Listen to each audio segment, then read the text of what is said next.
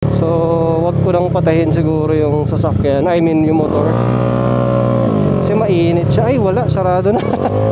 Ayun lang. Okay lang, at least wala akong dinadala. Lagyan natin ng minor. I-invite ko rin pala guys si Boy Tampal dun sa event natin. Kung di umulan, sana makabisita siya, no? Traffic dito ah. Ay sabagay, alas 5 uwian ng mga nagtatrabaho. May tumutunog. Yung fan niya siguro yun. Ayun oh, parang pumipito. Buti na lang di mainit. Sarap mag-drive. Traffic nga lang.